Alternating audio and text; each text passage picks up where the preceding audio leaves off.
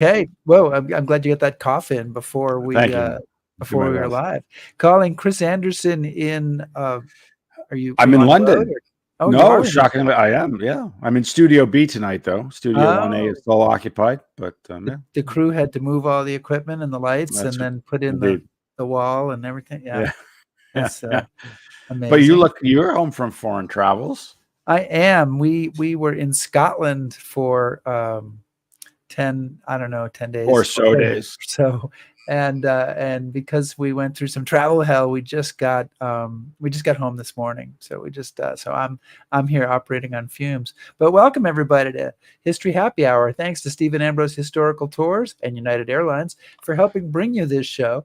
Check out their rich offering of military history tours at stephenambrosetours.com. And Chris, whether people are watching live, watching on replay, or listening on the HHH podcast, you can do that now. Podcast. Yeah. Oh, We are glad podcast. you are here. Chris has a new mic he's very excited Very about. excited, yeah. We're breaking it in. You can let us know how Chris sounds. Yeah. If his sound starts going away, please let us know that. If I hit the wrong button. Today we're going to be talking about Tinian, the Pacific island of Tinian in World War II. And Chris, I just want to say that Scotland was awesome.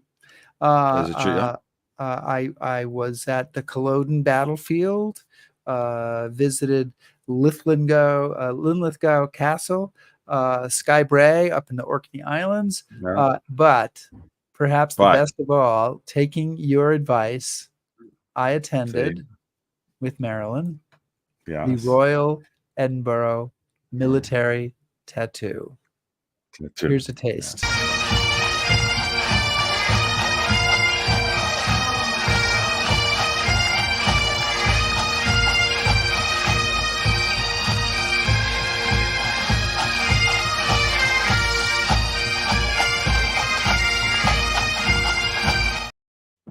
Yeah, you popping along there.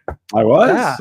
Yeah, it was awesome. And Maryland, because Maryland's involved in folk music, and I'm in military history. This was like something that combined them, so it's kind of very exciting. Yeah. We should take a moment to and hey, I'm going to be one tattoo ahead of you this year. You want to tell you? Yeah, because you're not going. No, I'm going to be in the south of France for Operation Dragoon. So yeah, no, I'm missing it. It's going to be awesome. It's going to be an awesome trip. We should take a moment to thank our Patreon supporters, Chris, especially our top shelf supporters. And I just want to remind you all that you can become a Patreon supporter. We got one this week. You can become a Patreon supporter by going to patreon.com/historyhappyhour. And Chris, before we get on with our guests, do we have anybody out there who is it just you and I, or do we have? No, actually, we have well, if Don had stopped making his bed, we have a guest, but no, we have lots of people with. We have the Don Farrell fan club, so which is good, and we have Barry Milgate from Stafford in the UK here. Ken, who I'm going to see soon from Kansas. Liz Mumford, who I'm going to see as well. James Latin, Susan Yu. Nice to see Jim. Yeah, I see Liz Matt board. Hoagie. Matt should be preparing for a tour, but he's going to listen to us instead. So that's Brian Matt. Matt, you better come up with a good question. Okay, that's if you're going to be here watching. You're a historian on a I know, right? Track, man. You should come up with a good question for us to do. Okay, now that we've put the pressure on Matt Brogy, whose name we've spelled correctly for I don't know how many weeks now. So many weeks I can't. Yeah, I know, right? What? Yeah, you're frozen, Chris. But I'm going to play. Who was on our list? Did she get a blue hat or a gray hat? Are we going to be able to fix that? Oh, Liz Mumford. Yeah, I'm going to be on that. Yeah. I'm going to get the packaging team out on that. We only have blue hats left, but I will get one. Make sure she gets one. All right, good. All right, we have now. We probably have people are probably dropping like flies. We need to get on with the show. Give me a cue. Yeah. Cue.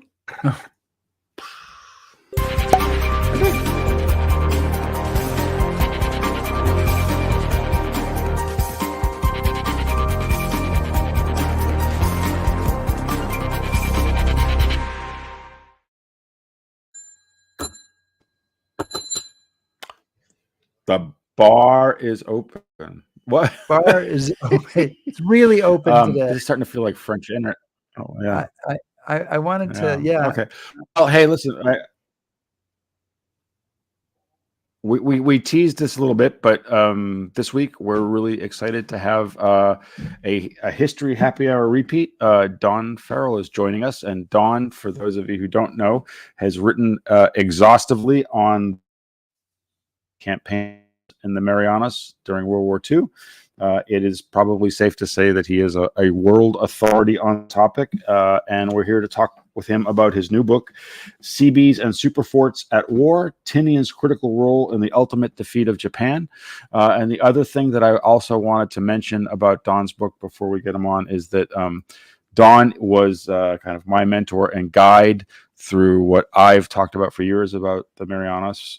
So I'm very, very grateful to him for that. And also, I want to say that any mistakes I make on tour when I talk about Tinian or the Marianas are Don's fault. So, Don, thank you for joining us. Hey, Don. No responsibility. Hey, Don. It's a pleasure. It's 6 a.m. where you are, so I guess chances are you don't have a cocktail. I do want to just say I'm going to show. I've got my Glen Kinchy Distillery glass with Glen Kinchy 12-year Scotch in it. So cheer. We got this at a tasting. Cheers to you. Well, at least you're not drinking that crummy beer you usually drink, so that's good. I'll never forget those very wonderful and important chats we always had after the day's tour down at the lounge at the Outrigger, listening to the veterans tell their stories. Right. Yeah. No, well, I'm glad that we could remember those chats at the Outrigger. Oh yeah, that was wonderful. Will you be with us again this year? Yes, God will. Good. Look forward to seeing you in March in person. Hey, the weather's much better where you are. Actually, we're just at the beginning of the rainy season. We're in that squally in-between period. Right now, we've got a little bit of drizzle, but then it'll turn sunny for a week, and then it'll drizzle again until sometime next month when the real rains set in. I want to know when they end, because when I go to Tinian, I like the tropical paradise part, not the monsoon part. The very best time of the year here is anytime from January to June. All right. And Easter is always beautiful. All right. I'll hold you to that. So Don, I want to get in here because there's so much to talk about with your book. And you've got a great introduction by Richard Frank. So you know some pretty impressive dudes. We met him in the introduction. Frank said, okay. And you set him straight. No, vice versa. So there's a bit of a delay, so just bear with me here. But it's in the introduction. You say, or Frank says, he says, your story, the story of Tinian, illustrates very fundamental issues of the war with Japan. These issues are distance and nothingness. What does he mean by that, and what's Tinian's part in this? Well, fundamentally, the Mariana Islands are strategically located in the Western Pacific. We are about 1,500 miles from Tokyo, a little less than that, maybe 1,300 miles from Tokyo, about the same distance from Manila, about 2,000 miles north of Australia, and about 3,000 miles from Hawaii.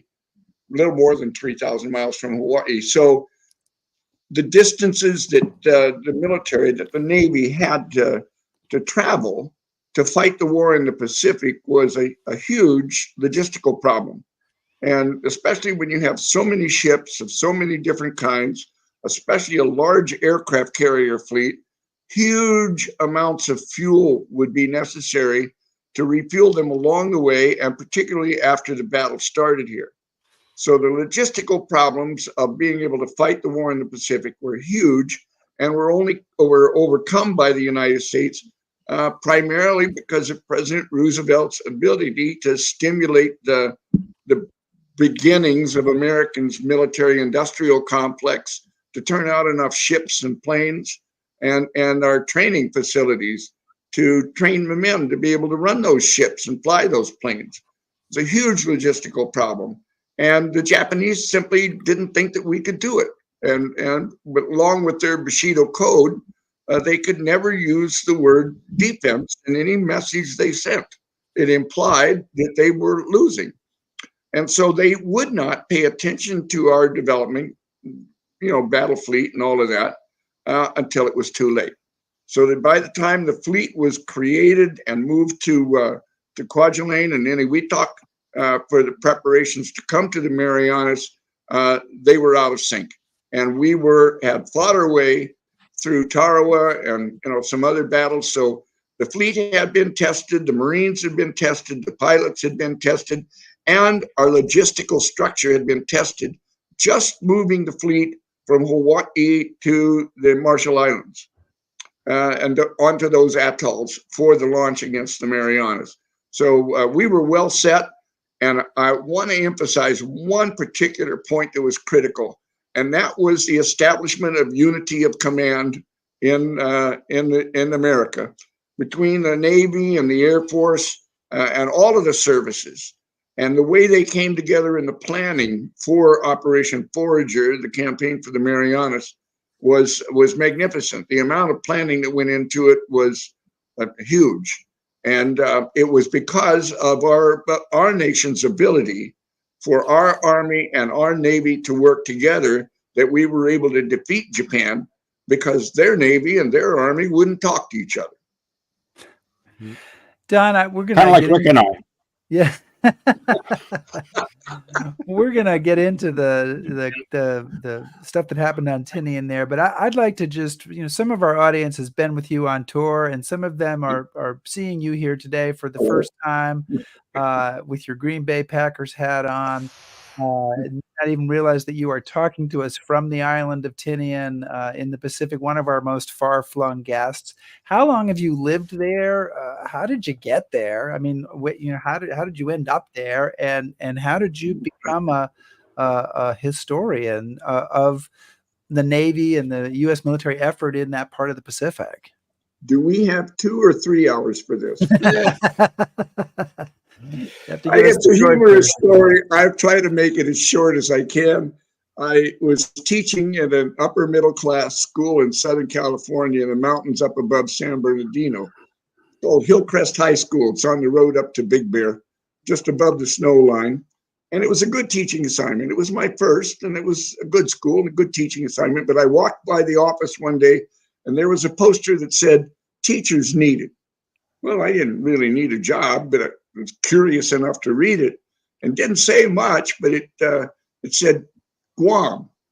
Well, this is pre-internet days, so I had to go to the library. You remember libraries in schools? and then they have a set of books there that you can look at, A, B, C, D, that you pull them off and it talks. Oh, that's called an encyclopedia. It's actually a book, right? So I found the G, and I went to GUAM. They had 2 paragraphs. One had an American flag in it, and I said, "Well, you speak English." The other one had its absolute coordinates. I looked at those coordinates for a second, and I said, that's coral reef country. Jacques Cousteau, watch out, here I come. My degree is actually in biology with emphasis in marine biology and a minor in mathematics. So anyway, the veteran teachers around me thought I was crazy, but I was 30 years old and looking for a change in life. And here it was. And I'd been diving cold California water for 5 years. And here was a chance to dive with no wetsuits, right, in clear water. And so I took it, and that brought me to Guam. And I did not rent a house or an apartment. I bought a boat, moved aboard, and lived in Apra Harbor for 3 years. And they assigned me to a southern school, right, one of the traditional locations, right, where Chamorro culture really is still held and still practiced, to have my first teaching assignment there. So instead of moving into one of the villages up north near GW High School or JFK High School. I was down in the south at Inarahan Junior High, right in the midst of the Chamorros who had been so devastated by the atrocities that committed by the Japanese during their occupation. And I finally got to be friends with some of the elders there and asked them if these stories of the atrocities were true. And after a little while, and maybe a couple of more rounds on the table, they started telling me the stories as they had lived them. And that was the beginning. So speaking of that, Don, and as a place to start, I know some of our viewers know this already, but not enough, I would say. How is it that this tiny island in the middle of the Pacific Ocean becomes Japanese? What's that all about? Well, that was very legitimate at the beginning of World War I, 1914. The United States immediately declared neutrality. Right? Remember, they did not join the First World War until April of 1917. In the meantime, Japan saw an opportunity to advance themselves in the Pacific, and so they immediately confirmed to their ally at that time, Japan, that they were in the war. And what did they need to do?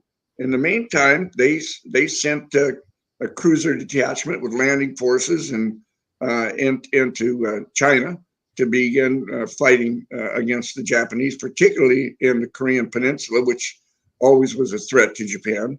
But they also captured the Mariana Islands and all of the German islands north of the equator.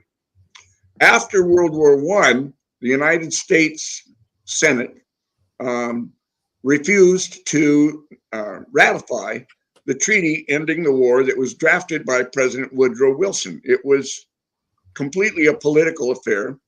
And as a result, the United States never joined the League of Nations. Well, the League led, and this action was led by England and Italy and Holland, the Dutch. When Japan asked for permission to administer the former German islands, German Micronesia, it was granted. So they were given the authority to manage the Mariana Islands along with the rest of German Micronesia by the League of Nations. They did not capture it.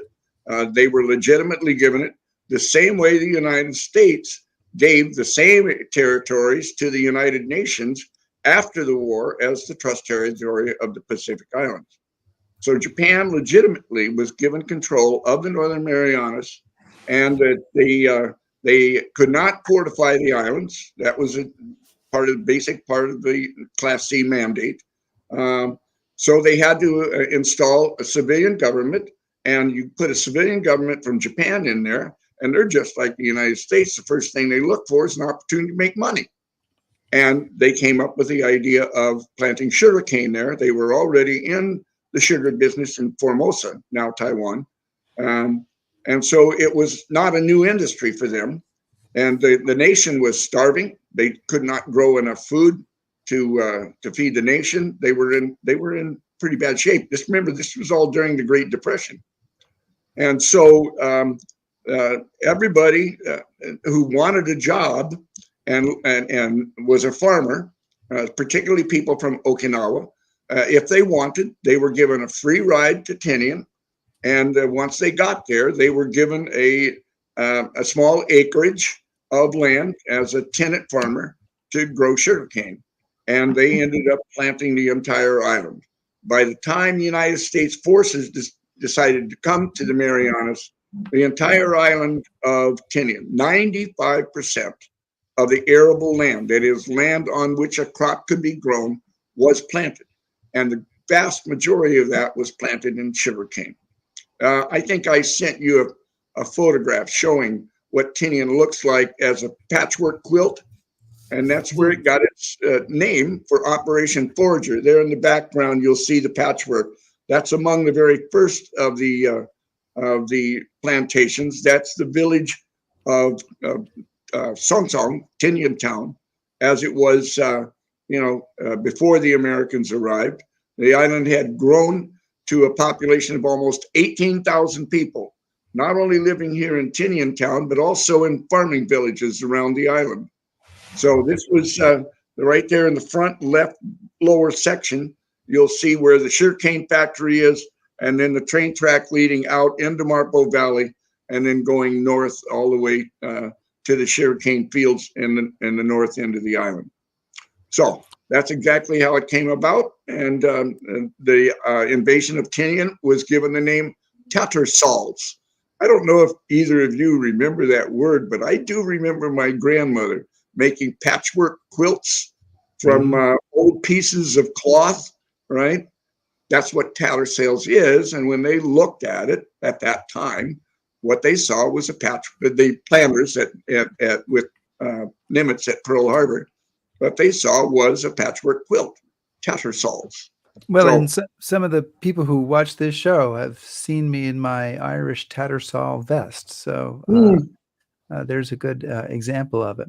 You know, so you brought us right to the invasion there. You write that Marine General Holland Smith called Tinian the perfect amphibious operation in the Pacific War. So what exactly made it so perfect? That's a very good question, Rick. It was perfect for several reasons. First of all, our overwhelming firepower, right? And keep in mind that Saipan had to be invaded and captured first. Saipan and Tinian are only 3 miles apart.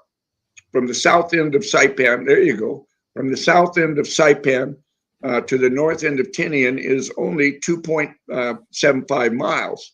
So you could not invade one without, at least neutralizing the other. So the invasion of Saipan took place on June 15th, 1944. And a gross error was made there in that they underestimated Japanese strength by 50%. Instead of 15,000 troops on Saipan, the Japanese had 30,000 troops on Saipan, forcing the landing of the floating reserve, the 27th Infantry Division.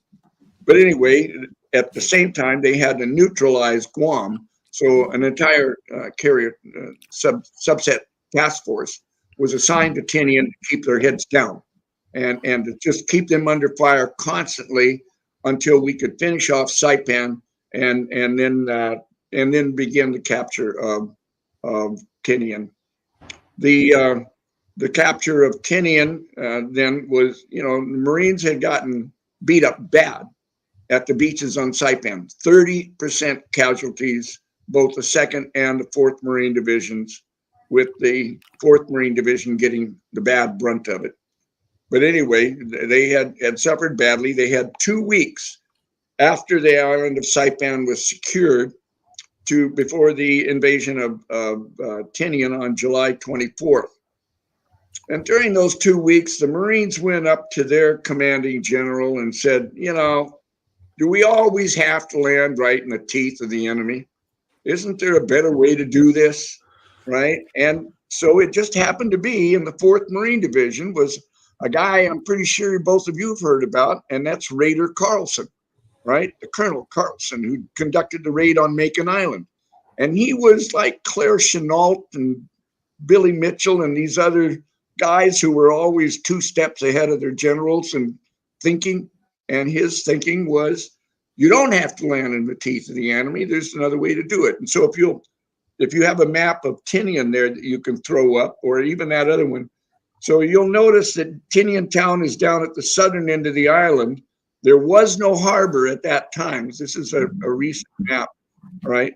So there was just a long white sandy beach there. To Admiral Turner, there was no question that was the landing beach, because it was plenty big to land 2 divisions abreast.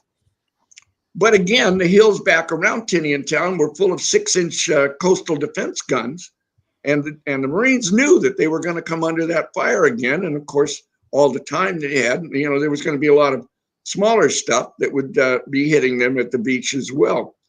So Carlson came up with the idea of landing at these two tiny beaches up on the northwest end of Tinian with the 4th Marine Division. Well, the 2nd Marine Division conducted a fake landing down at Tinian Town to draw all of the troops down there, the Japanese troops, for their traditional fight at the beach. In the meantime, this 4th Marine Division loaded into their landing vehicles on Saipan, on the beach there at Southern, where Pacific Islands Club is now. Beautiful club, beautiful white sandy beaches. And so they loaded up there and simply skipped across the channel in the only shore-to-shore invasion of the Pacific War. And by the time the Japanese realized what happened down south, and they started, the Americans started turning around and leaving, and they were cheering that they had chased the Americans away, they had no idea that the 4th Marine Division was already on shore up north. And then the 2nd followed them, and by that evening, the entire 4th Marine Division and 1 battalion of the 2nd Marine Division were ashore on Tinian and took very few casualties. Well, relatively few compared to Saipan, let's put it that way, and be honest to the Marines that did make the initial landing there, who got shot up. So that's why Holland Smith called it the perfect amphibious invasion of World War II. So Don, let's step back a bit. What is the strategic requirement that brings us there anyway for Operation Forager? So maybe describe what's driving us there. You pointed out to me many times. Talk a little bit about and carrying out this landing. I mean, you always tease me that it's only 80 miles across the English Channel for D-Day, but it's 3,000 miles to the Marianas. So here's your chance to talk about why the islands themselves are important and to give a plug to Forager. Is this location? Yes, and all right, a couple of other things are tied into the decision. In conducting the amphibious invasion, they were looking at what each island can give them. All right, they're not going to waste Marines capturing an island that won't serve their purposes in the long run. And remember, the long run for this whole thing was backed by Admiral Ernest J. King, Commander-in-Chief, United States Fleet worldwide, right? And also by General Hap Arnold, commander of all the B-29s. Together, they agreed that if they captured the Marianas, they could build enough B-29 bases on Saipan, Tinian, and Guam, all right, to be able to defeat the Japanese by aerial bombardment before an invasion of Japan became necessary. Now, Guam was taken because of Apra Harbor, all right, not necessarily because of its ability to launch B-29s, although we did end up putting 2 wings of B-29s on Guam after Saipan and Tinian. We took Saipan simply because you had to bust Saipan out of the way. It was the longest held of all the Mariana Islands, and it had become a vacation ground for Japanese. That's how big it was, and how solidly it was entrenched. So we had to knock the Japanese out of control. That's where Admiral Nagumo was. That's where the power brass were. And that's where the concentration of troops were going to be, because the Japanese knew we would have to take it first. Tinian was taken simply because it was flat. It had no harbor. So that was a big negative. But Seabees and Marines, being Seabees and Marines, the Navy said, we'll get them ashore and we will build the bases, which they eventually did. So Guam was taken simply because it was flat enough to be able to hold 2 B-29 wings. And that's exactly what General Arnold wanted, and that's the reason why Tinian was captured. There you see the north end of Tinian. This is later on. This must have been towards February 1945. Yeah, 45, right? You can see that there are B-29s on the ground up at the north end, which would be to your left as you're looking at the screen. That's runway Able, originally called strip number 1. And if you look at the outline of the strip, you'll see a little triangular outline underneath of it. That's the old Japanese runway. As with almost all battles, the Marines and the Seabees and the Navy had all learned that the first thing they could do, and the most valuable thing they could do, is rebuild what the enemy had, what we had taken from the enemy. So there was a runway there. They simply had to extend it 2,000 feet in both directions to get it up to 8,500 feet, the length necessary for B-29 operations. And you can see that the planes parked up there to the left. You see those two Y-looking things, right? Well, those are right inside the area. Those planes there, that was where the 509th Composite Group would be stationed, the guys that flew the atomic bombs to Japan on runway Able. By then, I think they've got, looks like 2 bomb groups on island. I want to, before we go further, and I know we're zigzagging a little on time here, but I want to talk about the civilians on Tinian who go through this battle, what their experience is like, what it's like, after the battle, and especially because a number of them are Japanese civilians. This must have been a very, to say the least, it would have been a very eye-opening experience, but it was a pretty brutal experience for a lot of these people.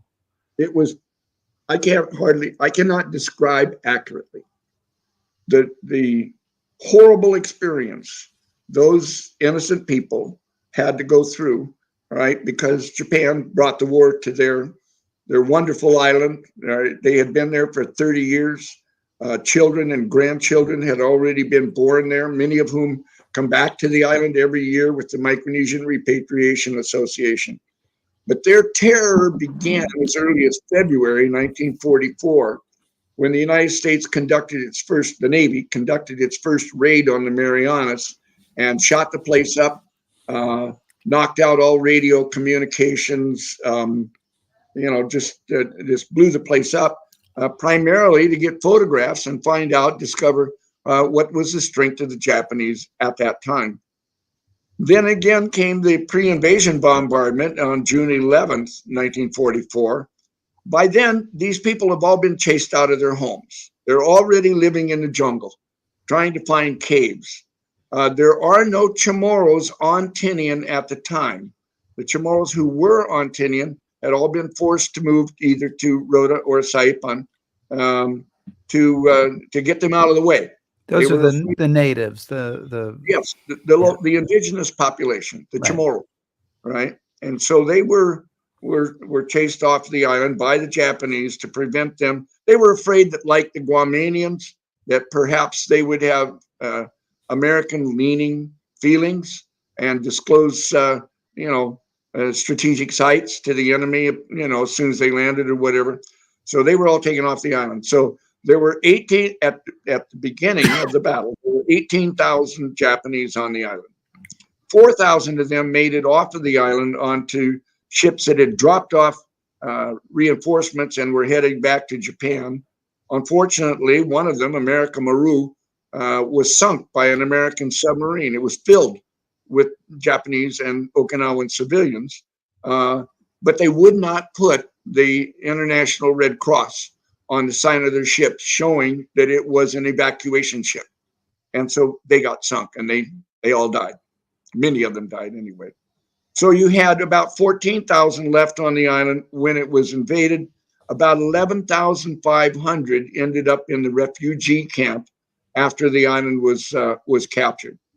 What happened to the rest of them? Nobody really knows. There's a early shot of Camp Chulu, the Japanese, Okinawan, Korean refugee camp on Tinian, and those huts down there that's all it is, and they were just scraped together with odds and ends of leftovers that the Seabees and the Marines were able to scrape around the island. You can see that the roofs on the huts are old used tin. There was no new encampment for for these refugees, and they would live there the rest of the war. But again, going back to the original question about their survival, they spent from at no less than from July or June 11th, 1944, the day the pre-invasion bombardment of the Marianas began, until July 24th, right, when the Marines landed on Tinian. So you got almost 6 weeks in the jungle. Many of them died of starvation and diseases. Many of them died from the bombardment. The bombardment was huge. You get anywhere, if they hit anywhere near a group of civilians with one of those giant 16-inch shells off of one of our battleships, they're all pink mist. I mean, there's nothing missing in action when that kind of thing happens. Those who did survive were immediately checked by American medical personnel, especially for diseases, keeping in mind that the Marines brought their own diseases. Those coming with the 2nd Marine Division out of Southeast Asia brought with them dengue fever. And the locals had massive, terrible cases of diarrhea, which can kill you. And several of, hook and worm disease, all kinds of diseases that they had picked up in the jungle. Many of the babies did not survive. Many of the elders did not survive. So it was a horrible, horrible experience for them. And in reading how the Seabees and the Marines took care of these people was just heart-touching to me. Here were these Japanese being, coaxed out of their caves after knowing fully well that many of their countrymen, many of their fellow workers had committed suicide because it was the honorable thing to do, because the Marines were going to kill them all and eat their babies and all of that kind of crap.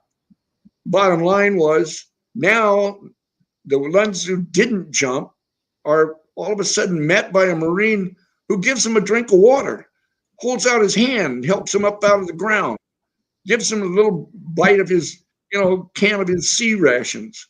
They're not murdering people.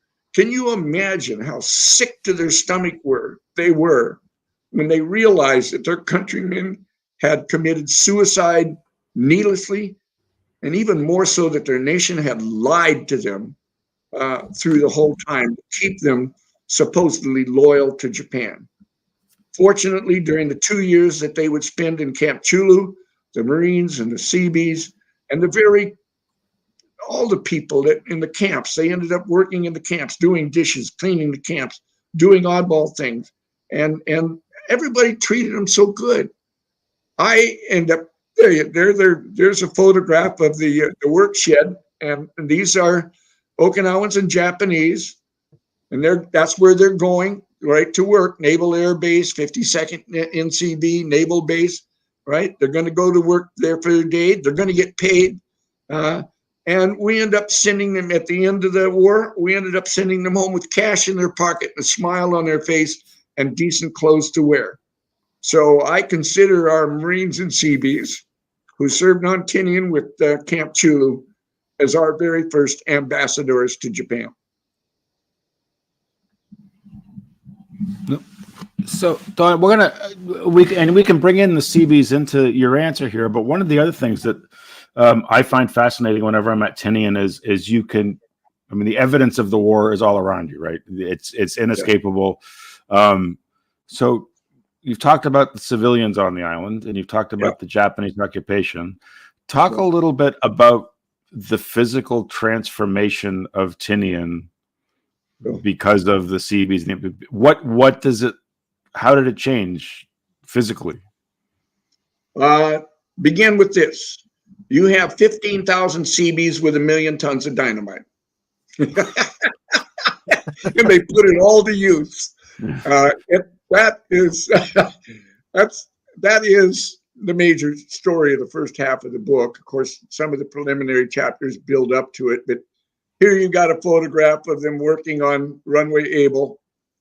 They called it strip number 1 in the beginning, and that is a massive set of individual explosions on the area that would become the runway, because the coral was so hard, and there were dips and valleys in it and different kinds of coral in there. And so they literally had to blow it apart and then scrape it flat and then add to it and pack it and compact it to be able to create each of the 4 runways at Northfield, and then another 4 runways at Westfield, plus all of the connecting roads, plus all of the camps for 11,500 Seabees, 40,000 Army Air Force personnel, 20,000 for the 313th Wing at Northfield, and another 20,000 for the 58th Wing at Westfield, and then construct a harbor.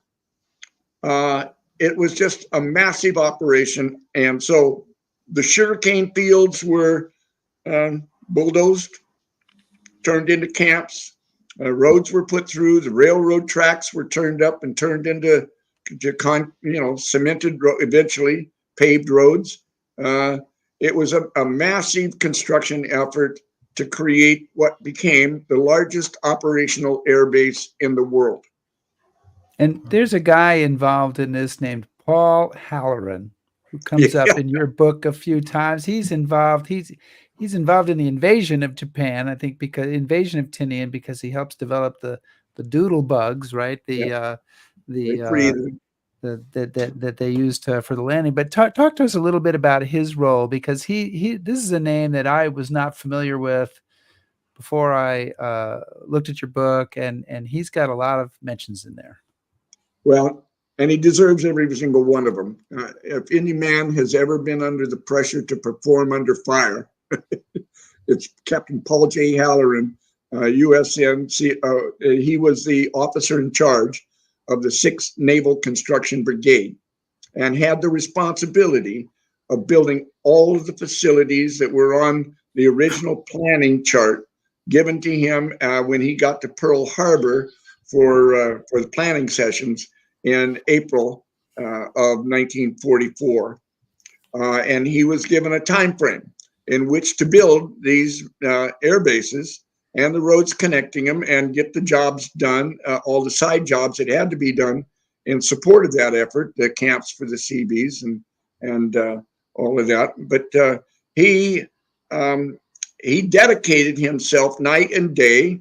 There were complaints about him that he was not being overly friendly to his men, but they later realized that he was just under so much pressure from above, from Admiral Turner and from Admiral Towers,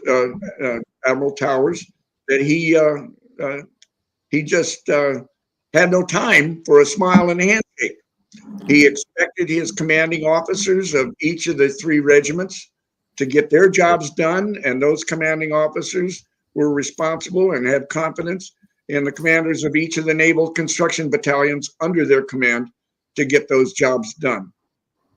And so Halloran started on it in, like I said, April planning, and they gave him a map of Tinian, 2 maps, one a Japanese map that they had recovered, and then another map that was created after that first raid in April and continued to be modified. He looked at the map and he said, you know what? This looks just like my hometown. And of course, where was he born and raised? Manhattan Island, New York, New York. And so he, as the commanding officer, took the authority upon himself to name all of the roads and places on Tinian after the roads and places on Manhattan Island. And that's where we got Broadway and 8th Avenue, 86th Street, 125th Street, the University Club area.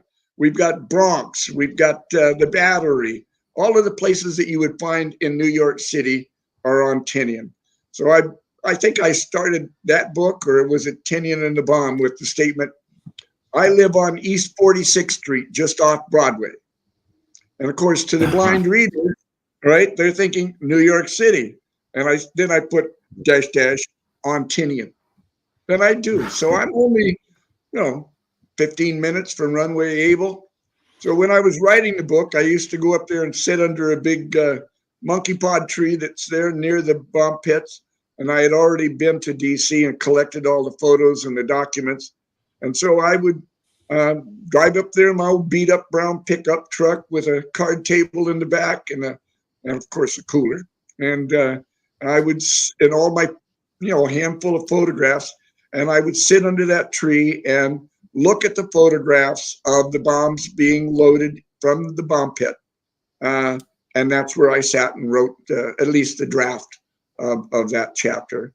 It was just a wonderful experience. But to go back to Halloran, there was a couple of people who wanted him fired because they didn't think he could get the job done. But he did come through with it. How long did it take? And this is a question from our audience. Right. The biggest question was, when did we get the first B-29 on the ground? So that picture on the front of your book, I don't know if you have a picture of the back cover, or you can hold it up so they can see the back cover. Maybe Chris can hold it up because I have it on my computer. It's the back cover. There you go. That's the first B-29 to land on Tinian, and that happened on December 21st, right before Christmas. And that is the very first B-29 to land on Tinian. Those Seabees that are on there, right, were actually on the field. They were still leveling out the field and preparing it when that guy, Allsworth, came flying in on the deck with two of his buddies. In the front picture, you'll see that. With his buddies, right, his little group flew in first. And he comes screaming down the deck. And then here comes Jeeps chasing the Seabees off of the court. And they were so excited because they had been busting their buns ever since they landed, right, to try to get this strip ready on time. They made it on time because that plane had the nerve to chase them off the field and land on that dirt strip. And so they were from the 13th Naval Construction Battalion. That's why you see the 13th Black Cat logo painted on the side of it, and they adopted that aircraft as their pet B-29, sort of like those guys got the crew on that plane. They got treated real good the rest of the war. But anyway, what it shows is, these were a bunch of kids. They were 17, 18, 19 years old. A few old men at 21 or 22, right? And they were so excited because they've been, like I said, busting their buns to get this thing done. And there is what they've been fighting for. They had never seen a B-29. They didn't even know what it was. And so they clambered on top of that thing. They should have been home playing football and chasing cheerleaders. Instead, they're in the middle of the Pacific building bases for B-29s. And to me, I chose that picture for the front and back cover for those kids, right, that do that. And of course, every other plane that landed was the same way. The plane, even a B-29 carries 11 men. That's a football team. Some of them played for Green Bay, maybe. But anyway, bottom line is that they were just kids, but they got the job done and in terrible conditions. They had to go through the rainy season, trying to dig out and build runways. It was a tough job, and I just wanted to give credit to those young men. Almost all of them are gone now. We rarely see, living veterans come in our way anymore. Chris, you know that as much as well as I do. So I just wanted to give credit to those kids. Yeah. Does that answer your question? Oh, Halloran, yeah. As they started finishing up and receiving planes at Westfield, right, another one of his accomplishments on time, he was promoted to Commodore. So he was given he was finally given credit, and those that wanted to fire him finally said, "You did a good job." So, Don, I mean, it's kind of hard to take it all in because, again, there's just so much in the book, and you touch on so many things. And we're going to put up an address where folks can order the book before we're done here. Thank you. But you say in the book that for 1 year, it is the most important and valuable piece of real estate on Earth. So Yes, we've well, touched on this a little bit. So justify that statement. I'll try to make that clear. First of all, the bombing techniques changed during the war. All right, LeMay when LeMay took over the B-29s in the Marianas in January 1945, and he was told that if he had replaced Possum, all right, who had been commander of the 73rd Wing on Saipan and commander of the 21st Air Force, but he got fired because he insisted on high altitude precision bombing, and he just wasn't hitting the target. They weren't knocking planes out. There was too much airstream at that altitude, 30,000 feet. So LeMay started sending them in low altitude with incendiary bombs. And of course, I'm sure that everybody's read about the burning of Tokyo and all those 54 cities that those B-29s did. And the vast majority of that bombing came from the two B-29 wings on Tinian. But then there was another technical development, and that was the ability of B-29s to be able to drop aerial mines, right? One of the goals to force surrender was to cut off the flow of all materials coming from Asia into Japan, and that included their food supplies. So by bombing, submarines did the best they could. But submarines are small and they only carry a few torpedoes. And if they're not successful on, that run, they have to go all the way back to Pearl Harbor to rearm and refuel and get back into the field. Now they could do that same thing in Apra Harbor. But even so, their ability was limited by the number of submarines and the number of torpedoes they could carry. On the other hand, once LeMay got these aerial torpedoes, well, you can send as many B-29s as you want up there, all right, and drop those aerial mines in the harborways, the entryways into Japan, and prevent any ships from either leaving or coming in. And that's exactly what they did. And so they closed down the entryways and caused Japan to enter a period of starvation. Had the war not ended when it did, if we had not used the atomic bombs, we could have just said, no, we're not going to use the atomic bombs. We'll just burn them to death and starve them to death, which I guess would have won the war with time. And the problem is there was still a war going on in China too, right? There were 5,000 people dying every day up at the time that we used the atomic bombs. So the starvation, the blockade of Japan became successful because of the B-29s. All of that was done by B-29s from Tinian, by the way. And then the 58th wing, which was the first wing into operation, that's the one that flew to China and then came back and went to Westfield on Tinian. They were very experienced, and they were used. LeMay used them extensively for the firebombing missions. So all I'm saying is that more B-29s did more work on the island of Tinian alone than either Saipan or Guam. There's a lot of... Oh, go ahead, Don. I didn't mean to interrupt you. Well, I was just asking Chris if that answered his question. No. And yes, Yeah, I think it did. Hey, yes, we're just about out of time, Don. We haven't even been able to talk about the atomic bomb effort, which is a huge part of the story. You go into tremendous detail about the bombing that comes in off of Tinian, and so much more. I just want to ask give me a quick answer to this one, which is what's there today and how are the Americans remembered? And I know it's a big question. Go ahead, Chris. Well, and I'm going to add on to Rick's question, and you can maybe touch on talking about the island today. It seems to be coming back in importance, doesn't it? Yes. Let me try to answer that quickly in two pieces. You have 3 questions in 90 seconds. Go. Okay.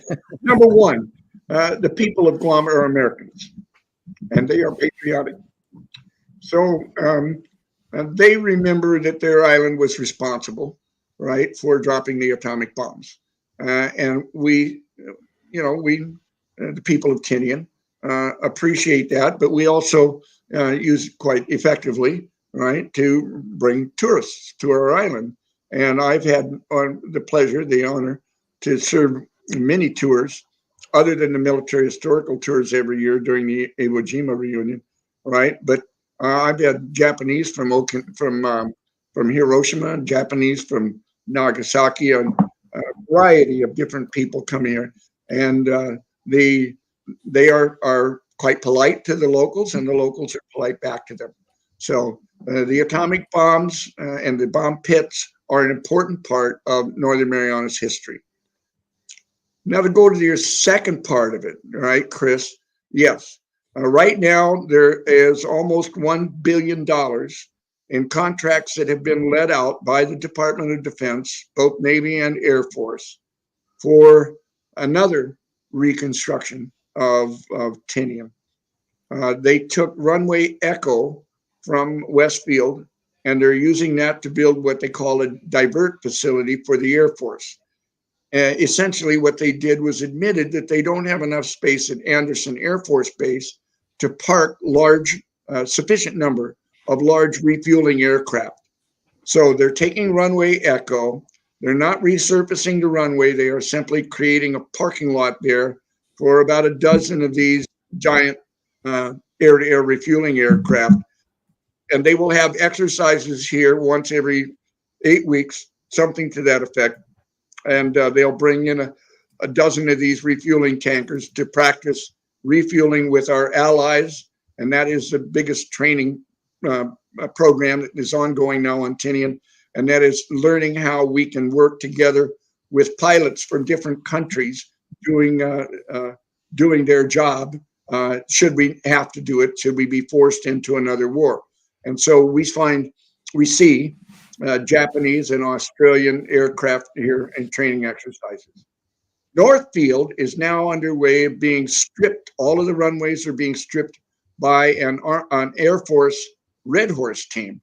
And the Red Horse was created during the Vietnam War as a construction arm of the United States Air Force, just as the Seabees are to the United States Navy. So they are in the process now of stripping all those runways. They're going to resurface all the runways and all of the roadways and the military leased lands on Tinian, which is the northern 2/3 of the island. There are no plans to station permanent military personnel on the island of Tinian. They're going to be stationed in Guam or elsewhere, and they will be brought to Guam, to Tinian, if needed, which we hope, of course, will never happen, right? But they will have much larger training operations here. There are 5,000 Marines moving to Camp Blas on Guam, and they will be doing their practice training on the island of Tinian. But there will be no permanent station military personnel or aircraft on the island of Tinian. Well, Don Farrell, thank you so much for joining us. Well, you'll have an today. international airport. Yeah. No, we do not have an international airport. The Commonwealth Ports Authority decided that money was more important on Saipan. So Tinian will when the construction's all done and they all leave, Tinian will go back to its peaceful, sleepy place that I moved to 30 years ago. Well, thank you so much for joining us from that sleepy, beautiful place and to talk about your book, Seabees and Superforts at War, Tinian's Critical Role in the Ultimate Defeat of Japan. And we want to mention that, let's see if we can bring this up, that the book is available not on Amazon. Is that correct? It's not on Amazon? We are having a little problem with Amazon because we are a territory. Okay.